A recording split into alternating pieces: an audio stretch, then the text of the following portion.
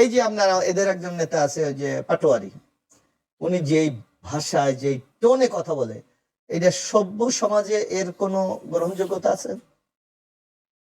উনি কালকে দেখলাম বলছে বাংলাদেশের জনগণের ভোটে নির্বাচিত প্রধানমন্ত্রী, তার সময়কাল মাত্র 5 মাস। এবিএম মোশাররফ হোসেন, আপনার কি মনে হয় যে ক্ষমতা নিয়ে মানুষের ক্ষমতার মোহ আছে অনেকেরই?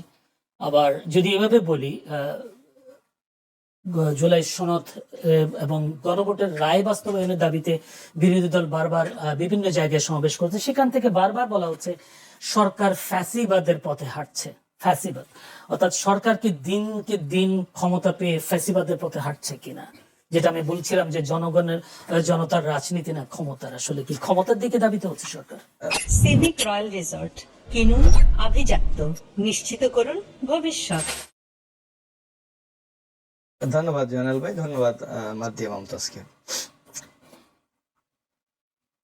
আসলে ফ্যাসিবাদটা কি? ফ্যাসিবাদ হলো একটা সিস্টেম, যে আপনি যদি মানুষকে কথা বলতে না দেন, মানুষের অধিকারকে যদি কেড়ে নিয়ে যান, যদি মানুষের উপর অহেতুক নির্যাতন চালান, এইটাই তো ফ্যাসিবাদী একটা শাসন ব্যবস্থা। কিন্তু আমি একটু মার্ক দিয়া মমতাজকে একটু বিনয়ের সাথে জিজ্ঞেস করতে চাই, এই যে যশোরের ঘটনাটা আপনি বললেন, এখানে কি এর সাথে কি ক্ষমতার কোনো সম্পর্ক আছে? এখানে মার্দিয়া মমতাজও স্বীকার করেছেন যে মেয়েটার মানসিক কিছু সমস্যা আছে।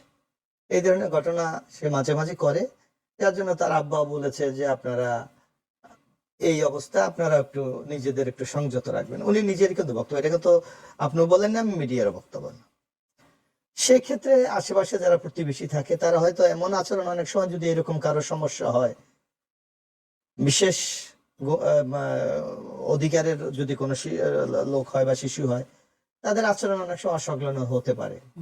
সেটা হয়তো আপনি, আমি জানি বা উনি জানে বা আরেকজন জানে, কিন্তু যারা জানে না, যারা এই সম্বন্ধে ধারণা নাই, তারা যদি কোনো রিয়াক্ট করে, সেটা কি আপনি কি মব বলবেন? কারণ আমাদের দেশে একটা প্রচলিত ধারণা আছে যে যারা সমাজকে নেতৃত্ব দেয়, যারা এমপি মন্ত্রী বা উচ্চপদস্থ কর্মকর্তা, তারা একটু ক্ষমতা প্র্যাকটিস করে, এটা আছে।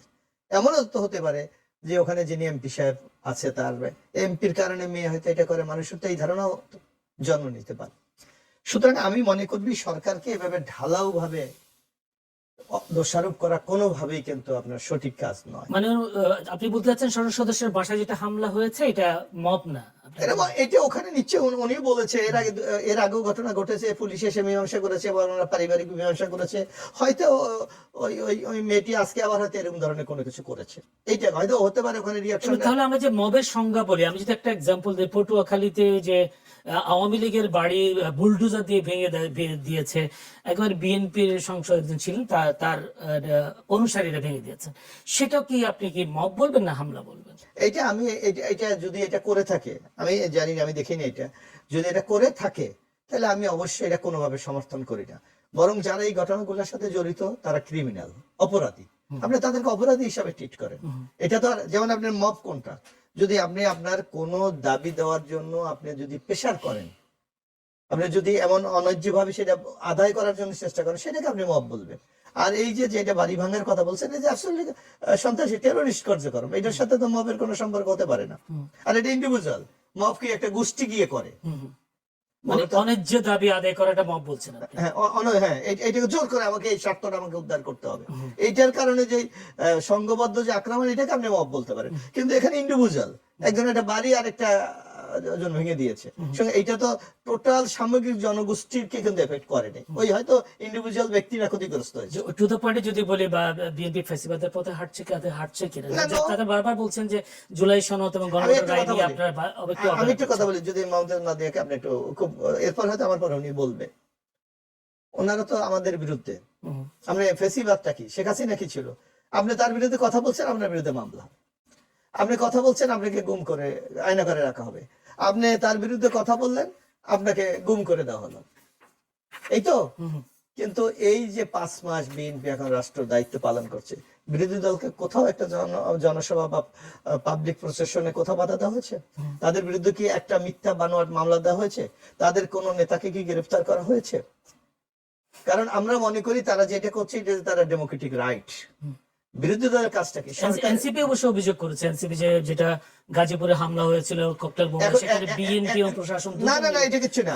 এখন আপনাকে লক্ষ্য করতে হবে আপনি এটার উস্কানি দাতা কিনা সেটাও দেখতে হবে।